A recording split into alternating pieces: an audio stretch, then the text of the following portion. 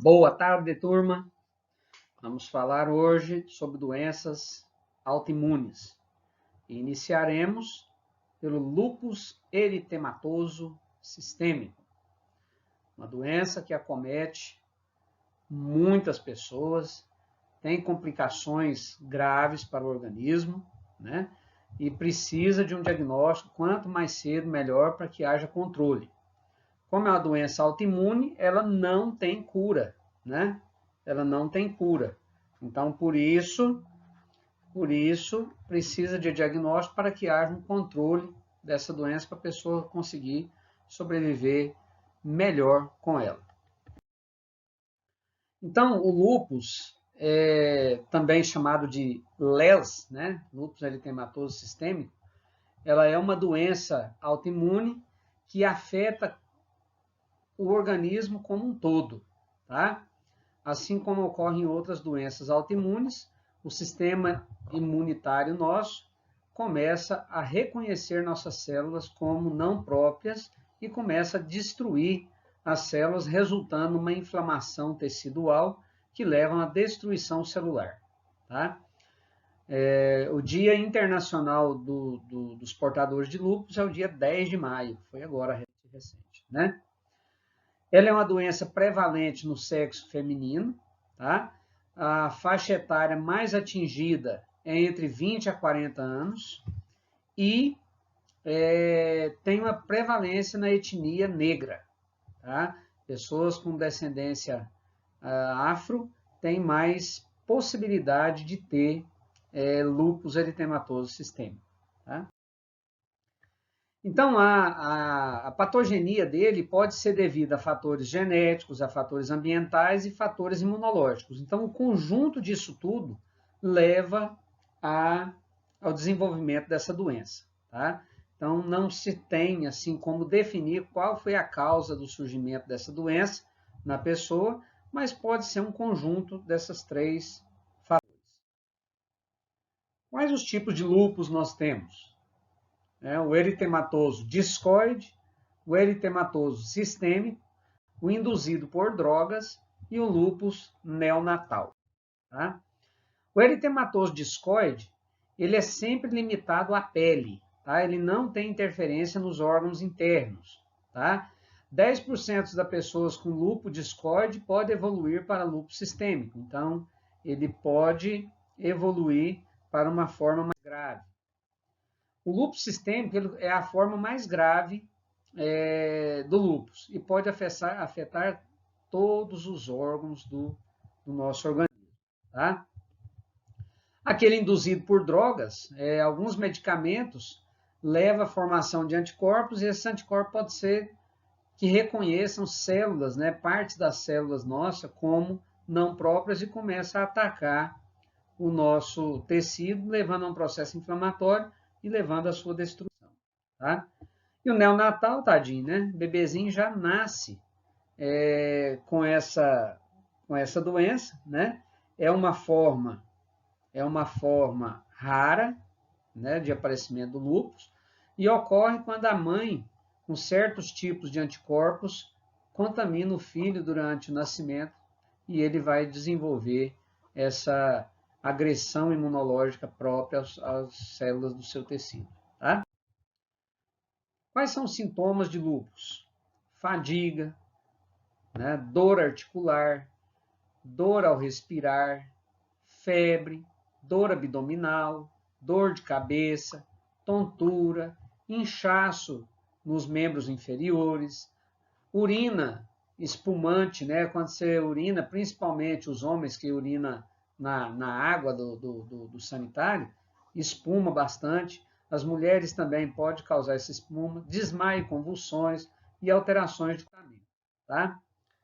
As complicações do lúpus eritematoso sistêmico, como já dissemos, podem ser em todo o organismo do camarada, mas os mais graves são aqueles que afetam o coração, a pele, o sistema nervoso central e o baço, né? Então, são órgãos vitais, né? Principalmente o sistema nervoso central, coração, baço, né? E ali eles causam miocardite, pericardite, endocardite, dor de cabeça, convulsão, esplenomegalia, espessamento capsular, e aí vai causando as consequências, ou vai causando os sintomas dessas alterações patológicas nos órgãos. Tá?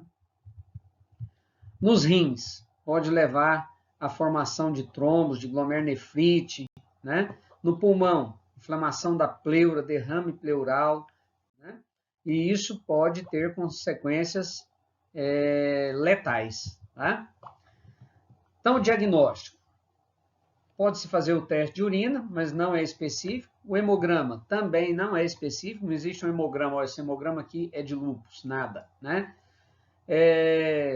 O mais utilizado pelos clínicos hoje é o FAN, que é a sigla de fator antinúcleo, né? Ou seja, ele vai pesquisar anticorpos contra núcleos das células. E pode ser feito ainda exames complementares no caso das alterações serem no coração, né? E aí você vai fazendo. Então, a pesquisa desses anticorpos, né? Nós temos aqui alguns anticorpos que são mais específicos. Anticorpo antinúcleo, né? Que é utilizado a tecnologia, a metodologia de imunofluorescência indireta para a sua pesquisa, né? E 95% dos pacientes com lúpus em atividade têm esse teste positivo. Então, ele não é 100%. Tá?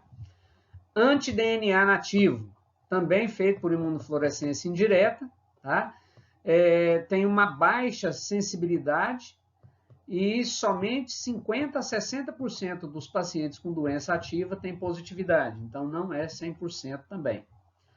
Anti-SM, tá? Também feito por imunodifusão, é considerado específico para lúpus eritematoso, mas a sua sensibilidade é baixa, né? Ou seja, a pessoa precisa de ter muito anticorpo para dar positivo no teste. Tá? Temos o anti-RNP, tá? Também feito por imunodifusão. Essa imunodifusão, pessoal, é um agar, né? Eu não sei se vocês já viram aquelas placas para fazer cultura de bactérias, né? Você dilui o agar, põe ali, ele solidifica, vira aquela gelatina. Então, você compra essa placa com essa gelatina pronta, só que ali ele tem círculos que tem ali o antígeno próprio para esse anticorpo. Se tiver um anticorpo, ele vai formar ali um halo e você faz a leitura. É exame simples, né? Não é assim, coisa do outro mundo não, mas tem sido muito pouco utilizada essa técnica. Tá? Existe o anti-RO, tá? Também por imunodifusão radial. Está presente em cerca de 40% dos casos, então não tem uma boa especificidade. E o anti-LA, tá? Também por imunodifusão radial, presente em cerca de 15% dos casos. Então, geralmente, o médico associa a clínica com a realização desses exames e aí ele chega a um tá? O fator antinuclear, né, o FAN, é um grupo de autoanticorpos, então não é um anticorpo só, tá? Descoberto na década de 40, então já tem aí quantos anos? 80 anos que foi descoberto, tá? Em pacientes que apresentavam esse quadro de lúpus, né? Então, esses anticorpos, eles são direcionados contra núcleos das nossas células. E ele não é um único anticorpo, ele é um conjunto de anticorpos, né, contra diferentes estruturas celulares, citoplasmáticas, nucleares, tá? E cada um deles é associado a um tipo de doença diferente. Então, o FAN, ele é realizado em pacientes com suspeita de doença autoimune, né?